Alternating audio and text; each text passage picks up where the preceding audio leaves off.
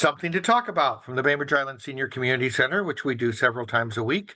Today, we're going to talk with Kevin Dwyer, who has been publishing The Island Wanderer, a blog that you can subscribe to that shows up in your email.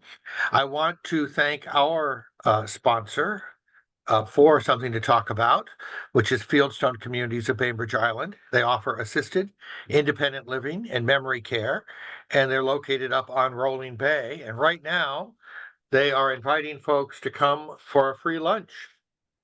So you can call them in advance, call Ashley to book a complimentary lunch, or you can even show up, but they'd prefer to let you to know that you're coming. They have a complimentary lunch at their residence bar and grill. Call 206-649-3121 to book lunch. To find out more about Fieldstone, call 206-594-1010 and schedule a tour. Kevin, thank you for joining us today. And I know that it's been kind of an interesting, I think it's been like 3 years since Margaret founded maybe 4, the Island Wanderer.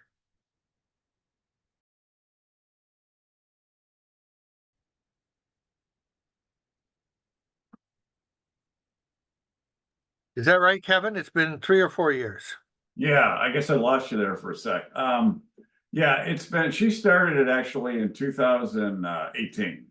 And she and her husband had moved here, I should say her deceased husband, had moved here probably 7, 8 years ago. And then she was fascinated by what was going on the island, all kinds of the different, events and stuff happening.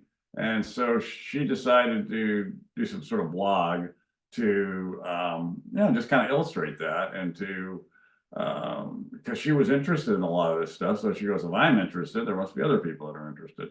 And so that was true. That's kind of the genesis of it. And then, she started doing that. And then a couple years later, COVID hit. And then you may or may not recall, but I did an interim Chamber of Commerce director job back in 2020, right at the height of COVID. I took over for the previous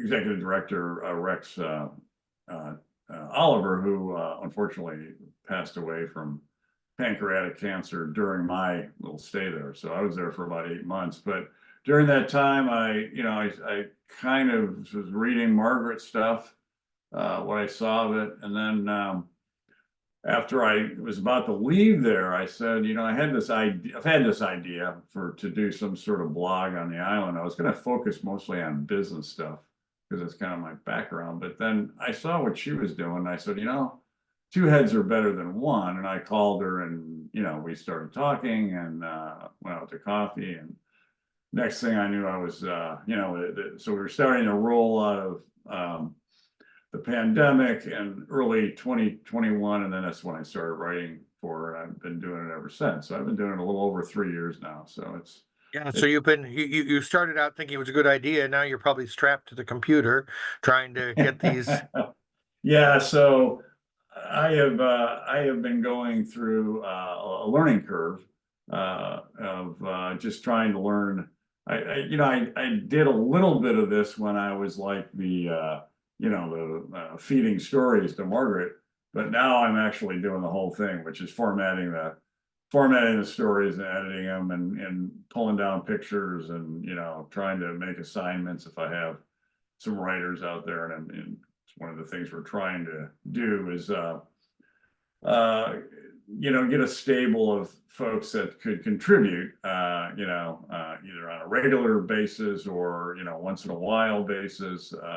And quite frankly, there is a lot of, I'm always amazed that you think you're running dry and all of a sudden you'll get 2 or 3 press releases. And not that we always want to do just rehash press releases, but That's part of what Well, we do, yeah, and and there's a lot going on. One of the things that that I see the Island are doing, the review, the Bainbridge Review, and the Kitsap Sun are both under a lot of pressure to keep their costs down, and neither, I think, are locally owned anymore, and right, so the kind of coverage that you used to get from a local weekly, even for a little while there, I think the Review was publishing twice a week.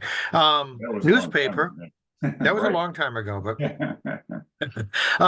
you'd get all kind. The news hole was bigger, and so you'd get a lot of coverage of things like, what's coming up by the Yeah, Swerve organization, or what's happening at the senior center, or what kind of fundraiser is going to be going on for Island volunteer caregivers, or the assistance dogs, or whatever it is, and those things are kind of harder to get in the paper, and right.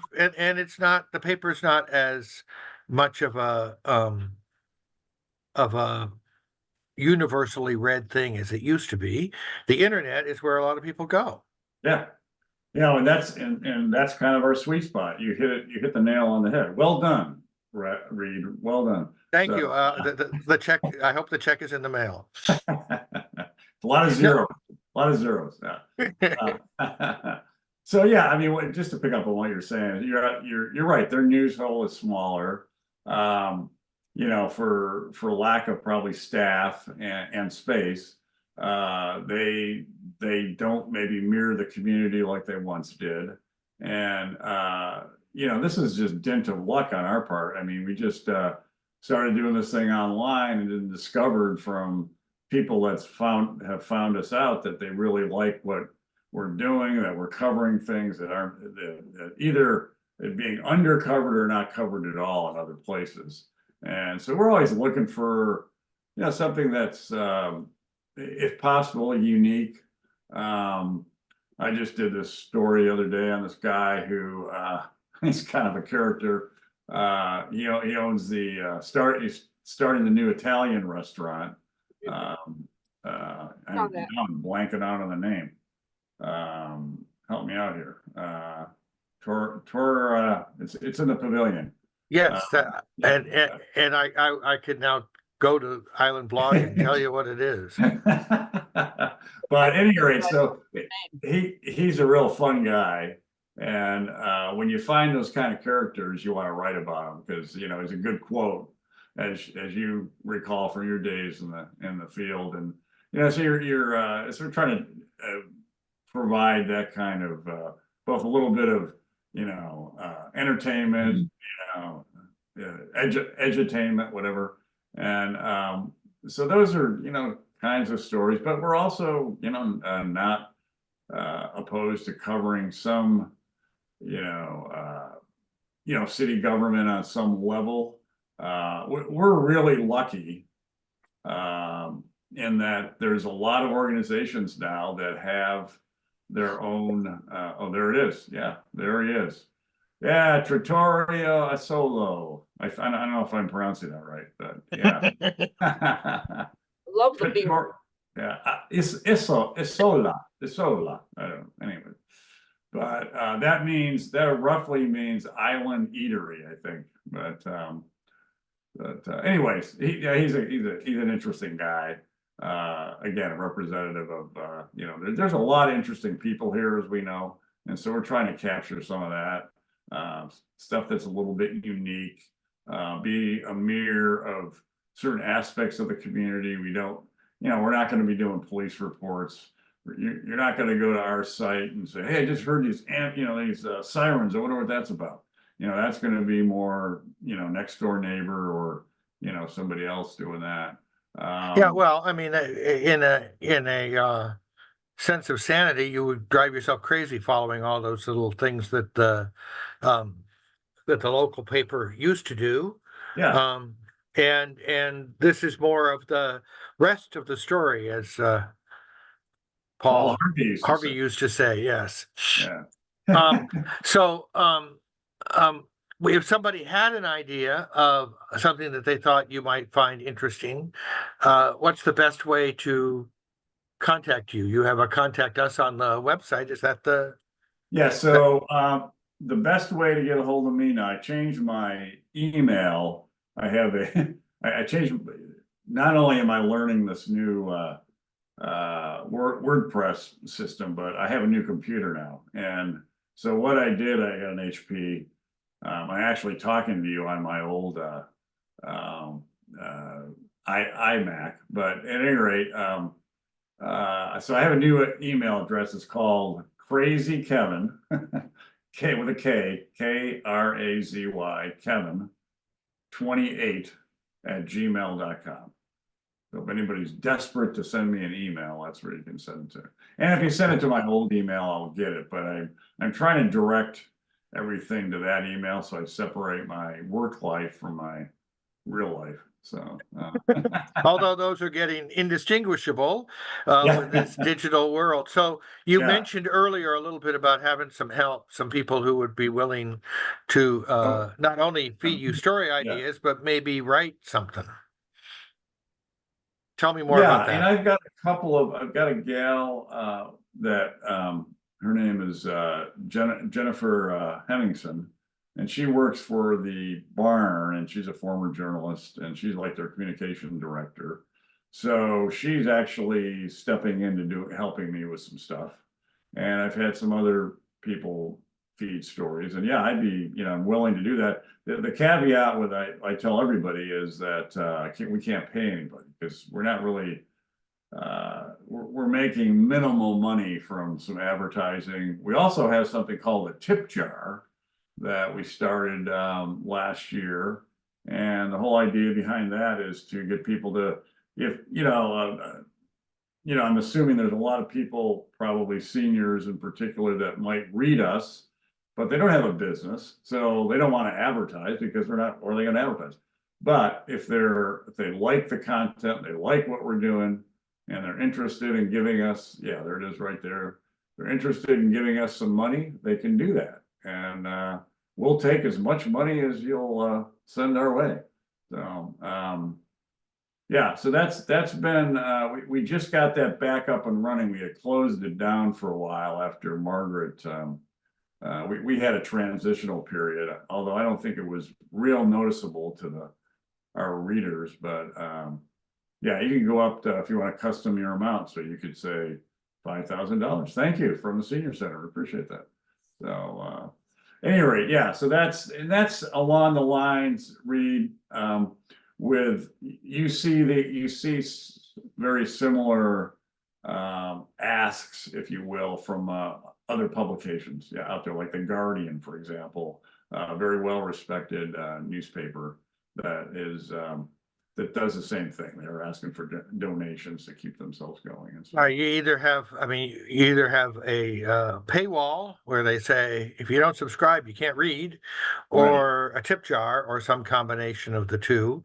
And it seems like a tip jar is maybe a better way to look at local coverage like this. You're Yeah, I providing. mean, we kind of look at it like, I kind of tell people, like, that's why we had a coffee cup. If you go up and get a cup of coffee somewhere, you'll probably give it, most people will give a tip of some sort, so that's what we're looking for. Hey, you read a nice story, or you've been reading our stuff, give us, if you, whatever you feel comfortable with. We'd appreciate that. So that, and again, but we're also looking for advertisers, and yeah, our advertising rates are pretty fair. We're, like $100 a month basically. So and we might adjust that going forward, and I have some other ideas, Yeah. but along those lines. Are But you enjoying doing this? I know that you've been in journalism off and on, and in commerce, working. Not you were yeah. twice chamber president here, and Mhm. other places you served as a Right. chamber president. So the confluence of business and journalism, there's a lot of overlap in community spirit. Yeah, and it's probably much like what you're doing, where you went from being a journalist to being a executive director with a nonprofit organization. There's some parallel to that.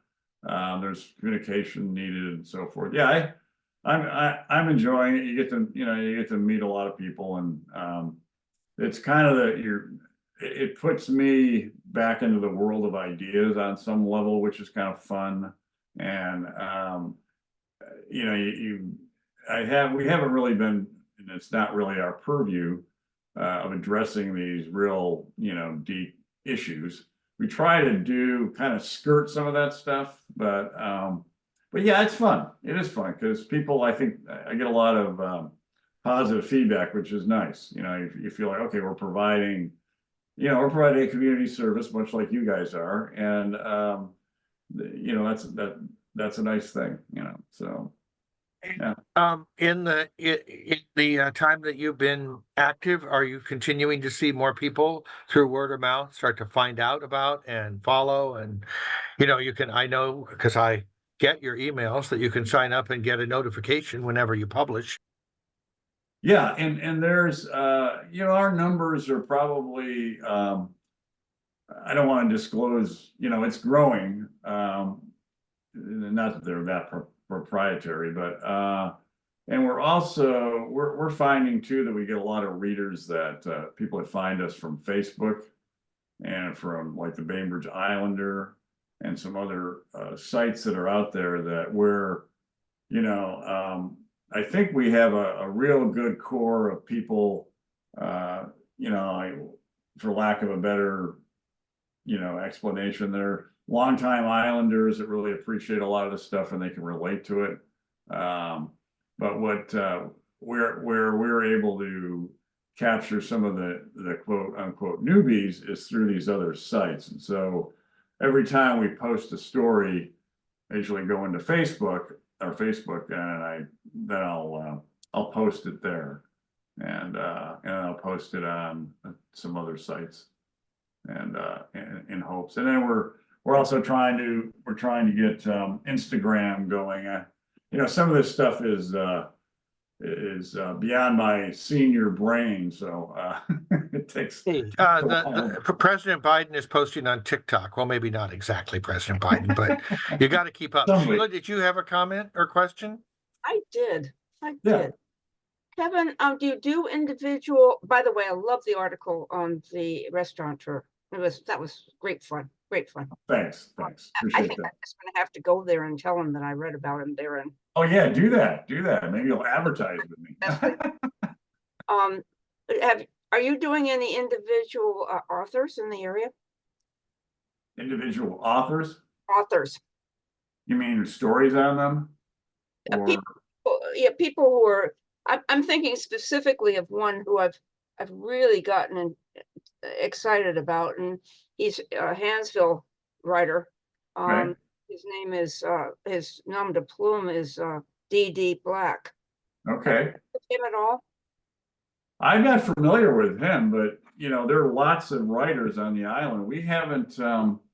Occasionally, we'll do stuff. I think some of it has to be driven by what's the hook. If somebody is publishing a new book that's becoming, it's getting some legs underneath it, people are reading it, and that would be cool. I could probably cast my net out and find any number of great writers to do stories on. But we tended not that if I had somebody who wanted to do, retired that genre, if they wanted to take on, hey, I'll write about local authors, I would do that. Sure, that'd be cool. I really appreciate you stopping by today to chat about it and get us up to date. And if anybody's interested, they now know how to contact you. And if you forget, you can always just go to the contact page on the islandwanderer.com and fill out the form, and he'll figure out how to get to you. It looks like you publish, maybe 2 or 3 stories every week. Yeah, we're probably in the 3-story a week, and I don't see us going much beyond that, unless sometimes there's things you want to cover, or you have a particularly busy week. Like this week, for some reason, there's a lot of stuff going on, so trying to get, there might be more than 3 posts, but you know, I think 2 to 3 posts a week is probably plenty. A lot of people have said they've been impressed with how productive we've been, and I think Margaret was very productive. And looking back, it was probably something like a 60-40. You know, she'd do 60% of the stuff, I'd do 40, and in some cases it might even be 70-30. But I'm trying to make up for some of that. Anyway,